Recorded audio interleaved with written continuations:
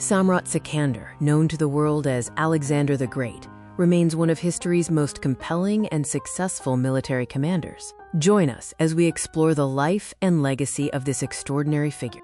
Born into royalty, Alexander inherited a vast kingdom and a disciplined army, setting the stage for one of the greatest military campaigns ever conceived. His ambition knew no bounds, forever changing the map of the ancient world. Samrat Sikander, or Alexander III of Macedon, was a king of the ancient Greek kingdom of Macedon. He reigned from 336 to 323 BCE and is celebrated for conquering an empire stretching from Greece to India. The stage for Alexander's greatness was set in Macedonia, a kingdom in the northeastern part of the Greek peninsula. He was the son of King Philip II, who transformed Macedon into a formidable military power. Born in 356 BCE, Alexander was groomed for leadership from a young age.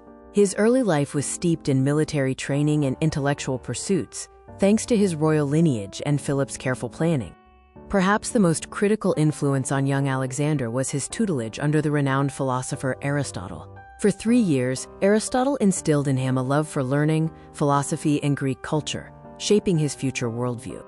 Under his father's command, Alexander gained valuable military experience, even leading the companion cavalry at the Battle of Chaeronea at the age of 18, demonstrating his prowess as a commander. Alexander's journey from prince to king was sudden and violent. His father, Philip II, had laid the foundation for a grand invasion of the Persian Empire, a mission Alexander would ultimately inherit. In 336 BCE, Philip II was assassinated. At just 20 years old, Alexander swiftly secured his claim to the throne, eliminating rivals and asserting his authority over Macedon and the Greek states. Following his accession, Alexander quickly moved to consolidate control over a restless Greece. A decisive campaign crushed revolts, securing the Greek League's allegiance for the Persian invasion. The true measure of Alexander's ambition lay in his campaign against the Achaemenid Persian Empire, the largest empire the world had yet seen. This monumental undertaking began in 334 BCE. Alexander crossed the Hellespont into Asia Minor, carrying a spear he famously cast into the soil, symbolizing his intent to claim Asia. His first major victory at the Granicus River opened the door to Anatolia.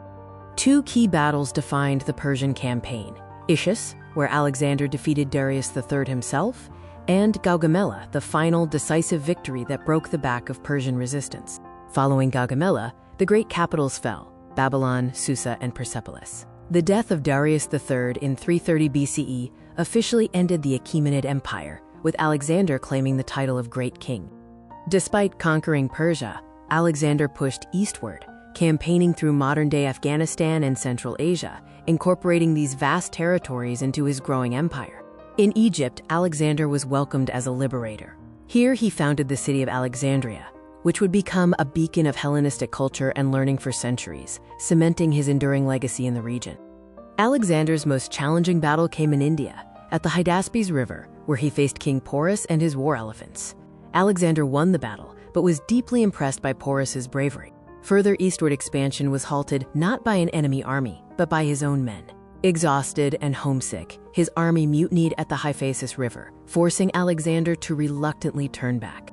Alexander's return journey was grueling, marked by harsh deserts and losses. Yet, his reign left an indelible mark on history, uniting East and West in ways never before seen.